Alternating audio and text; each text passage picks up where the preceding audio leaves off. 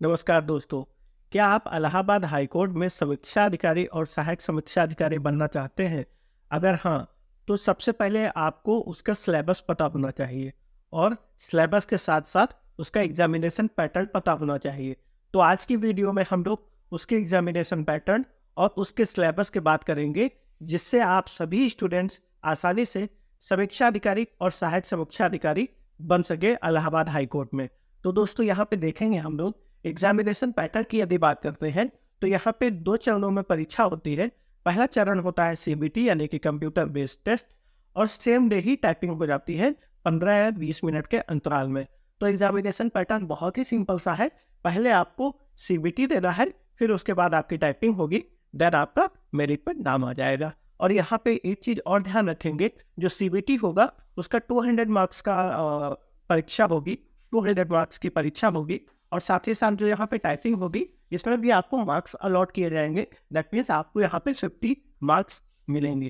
ठीक है, तो यहाँ पे स्कोरिंग सब्जेक्ट की यदि बात करते हैं, अगर हम टाइपिंग को एज अ सब्जेक्ट मानते हैं तो टाइपिंग जो है आपका बहुत ही स्कोरिंग सब्जेक्ट है। और यदि बात करते हैं टाइपिंग की, तो आपको पता होगा, नहीं पता हो तो मैं बता दूं, टाइपिंग सिर्फ और सिर्फ इंग्लिश में होगी और आपकी जो है यहाँ पे टाइपिंग के मार्क्स अलॉट होंगे। यदि आप लोग इंग्लिश की टाइपिंग नहीं भी आती है, फिर भी आप लोग आसानी से सीख सकते हैं, बहुत ही टेंशन की बात नहीं है। क्योंकि यहाँ पे हिंदी नहीं है, इसलिए आप सभी स्टूडेंट से मेरा यहाँ कहना रहेगा कि आप सभी लोग जिसको टाइपिंग नहीं भी आती है, वे इस फॉर्म को फिल कर सकते हैं और अभी टाइम है, अगर नहीं आती है तो सीख भी सकते हैं। तो यहाँ पे बात किया गया है एग्जामिनेशन पैटर्न के बारे में। तो सीबीटी होगा 200 मार्क्स की और टाइपिंग होगी 50 मार्क्स की। इन दोनों के मार्क्स को जो जोड़ के 250 में से आपकी मेरिट बनेगी। 250 नंबर में से जिस भी स्टूडेंट के 210 प्लस मार्क्स आते हैं, उसका सिलेक्शन सुनिश्चित है। उसका कारण यह है, इसका हाई मेरिट इसलिए जाती है क्योंकि यहाँ पे सीबीटी जो एग्जाम होता है, उसमें निगेटिव मार्किंग का कोई भी प्रावधान नहीं है, जिस कारण से बहुत से लोग गेस करते हैं और बहुत से स्टूडेंट्स का जो है गेस काम भी कर जाता है। इसलिए यहाँ पे हाई जो है मेरिट जाती है। आप सभी स्टूडेंट्स के यदि 210 मार्क्स से ऊपर आएंगे, तो आप यह मान के चलिए कि आपका सिलेक्शन पक्का है। अब यहाँ पे 210 मार्क्स आएंगे कैसे, इसके बारे में भी मैं थोड़ा मोटा मोटी बता देता हूँ। देखिए, आपका यहाँ पे जो सीबीटी होगा, उसमें इतने सारे सब्जेक्ट्स शामिल है, मैं अभी बताऊंगा इसके सब्जेक्ट्स के बारे में। तो यहाँ पे यदि जो भी स्टूडेंट है 165 मार्क्स सीबीटी में ला रहा है और टाइपिंग में 48 to 45 मार्क्स नहीं ला रहा है, तो उसका सिलेक्शन कंफर्म है। ठीक है, अब बात करते हैं इसके सिलेबस की। तो सिलेबस में देखिए, यदि बात करेंगे तो यहाँ पे सिलेबस में जीएस के सब्जेक्ट्स हैं। जीएस के अंतर्गत बहुत से सब्जेक्ट आते हैं, वो मैं उसका बाइफरकेशन किया हूँ, अभी मैं उसको बताऊंगा। और साथ ही साथ हिंदी का सब्जेक्ट है, हिंदी से भी प्रश्न पूछे जाते हैं। हिंदी के साथ साथ चूंकि आपको हाई कोर्ट में काम करना है, इसलिए यहाँ पे इंग्लिश को भी शामिल किया गया है। पहले की परीक्षाओं में क्या होता था, जो 2021 से पहले की परीक्षा थी, उसमें इंग्लिश का वेटेज बहुत ज़्यादा था। परंतु जब से, यानी कि जब से क्या अभी एक ही परीक्षा हुई है, एनटीए ने करवाया था 2021 में, उसमें जो है पैटर्न में चेंजेस देखा गया, जिसमें इंग्लिश के 50 में से प्रश्न में से सिर्फ और सिर्फ 10 प्रश्न ही पूछे गए। इसलिए यहाँ पे इंग्लिश के अब से प्रश्न जो पूछे जाएंगे, वो 10 प्रश्न होंगे। मैंने लिखा भी है, आप सभी लोग की सुविधा के लिए मैंने लिखा है। यहाँ पे इंग्लिश के अब 10 प्रश्न ही पूछे जाएंगे और पहले जो है 50 पूछे जाते थे। हालांकि इसका कोई निश्चित पहले से ही नहीं बता दिया गया है कि सिर्फ और सिर्फ 10 ही क्वेश्चन पूछे जाएंगे। हो सकता है इस बार कुछ और चेंजेस आपको देखने को मिले, इसलिए मैं यहाँ पे इन सभी सब्जेक्ट्स को लिखा हूँ।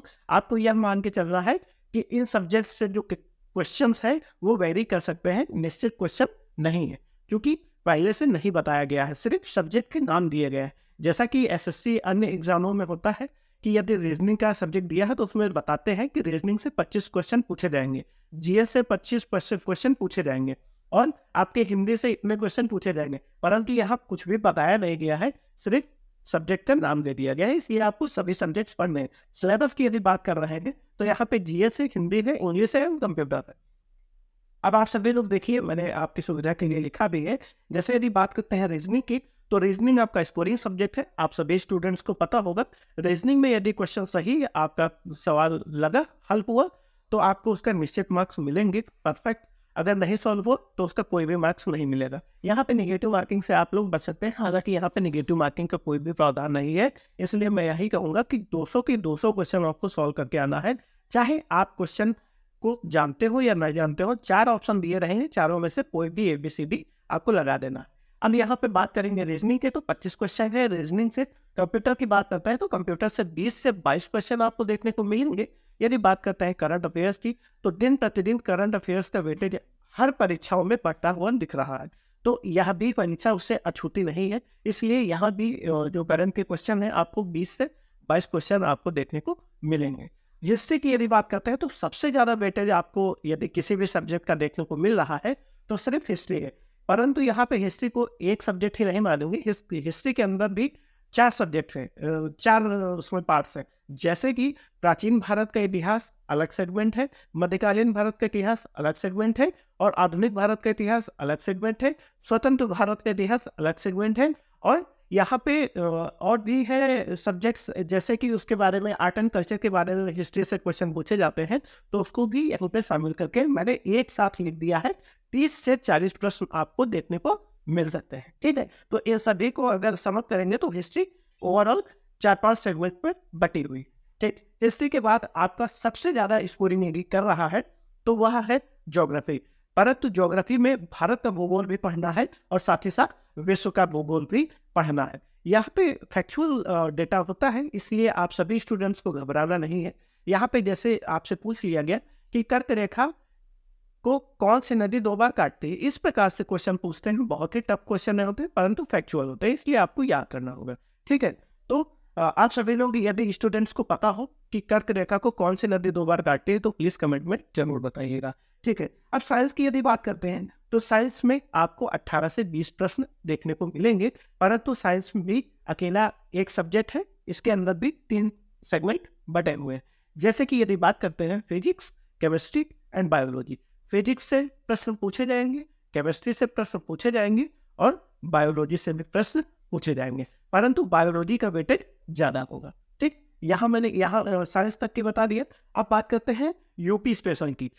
जैसा कि आप सभी को पता होगा, इलाहाबाद हाईकोर्ट यूपी में आपको सर्व करना है, इलाहाबाद हाईकोर्ट में आपको अपनी सेवा देना है, तो यूपी के बारे में आपको पता होना चाहिए। यूपी से 13 से 15 क्वेश्चन आपको देखने को मिलेंगे। इसी प्रकार इन्वायरमेंट की यदि बात करते हैं, हालांकि मैंने इन्वायरमेंट को अलग लिख दिया, इन्वायरमेंट और ज्योग्राफी को अगर एक साथ सम करेंगे तो आप देखिएगा ज्योग्राफी भी एक बड़ा सब्जेक्ट बन के निकलेगा। इन्वायरमेंट से 8 से 10 प्रश्न आपको देखने को मिलेंगे, परंतु यदि बात करते हैं हिंदी की तो हिंदी से 10 से 12 प्रश्न ही पूछे जाएंगे, और इंग्लिश का मैंने आपको बता दिया।